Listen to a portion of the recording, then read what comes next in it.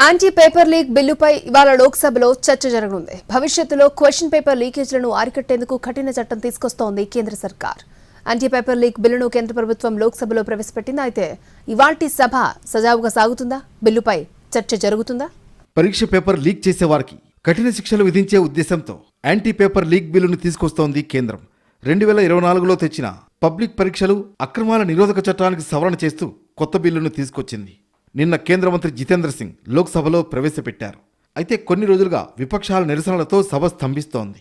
వాయిదాల మీద వాయిదాలు పడుతోంది.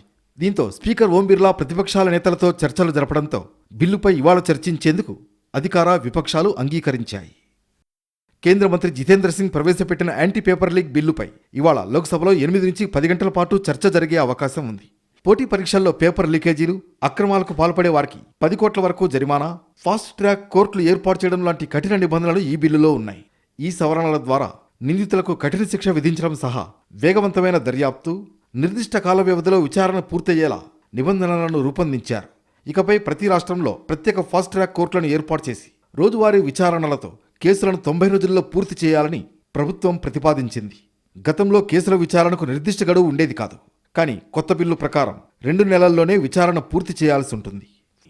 యాంటీ పేపర్ లీక్ బిల్లుపై చర్చలో భాగంగా కాంగ్రెస్ అగ్రనేత, లోక్సభలో ప్రతిపక్ష నేత రాహుల్ గాంధీ ప్రసంగించే అవకాశం ఉంది. జంతర్ మంతర్ దగ్గర జరిగిన నిరసనలను దృష్టిలో ఉంచుకుని చర్చలో పాల్గొనేందుకు యువ ఎంపీలకు అవకాశం ఇవ్వాలని ఎన్డీఏ భావిస్తోంది.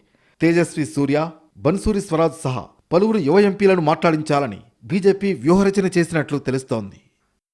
అయితే ఇవాళ కూడా సభ సజావుగా సాగుతుందా లేదా అనే అనుమానాలు వినిపిస్తున్నాయి. ఎందుకంటే నీట్ పేపర్ లీక్ వ్యవహారంలో ధర్మేంద్ర ప్రధాన్ రిజైన్ చేయాలనే డిమాండ్తో జంతర్ మంతర్ దగ్గర నిరసనలు జరిగాయి. ఆ సమయంలో విద్యార్థులు, యువతపై జరిగిన పోలీసుల లాఠీ చార్జ్, పెల్లెట్ గన్స్ వాడకంపై విపక్షాలు ఇవాళ కూడా ప్రభుత్వాలను నిలదీసే అవకాశం ఉంది. దీంతో సభలో రచ్చ జరిగే అవకాశం కనిపిస్తోంది.